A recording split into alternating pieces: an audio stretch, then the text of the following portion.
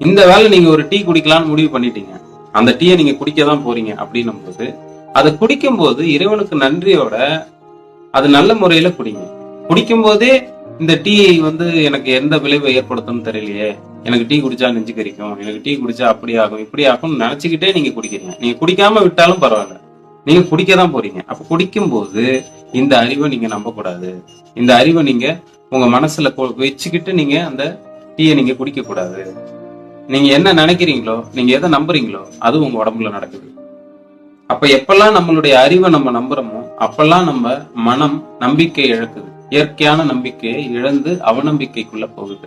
அப்படி நம்ம அவநம்பிக்கைக்குள்ள போறதாலதான் நம்ம நிம்மதியா வாழ முடியாம போகுது, அமைதியா வாழ முடியாம போகுது.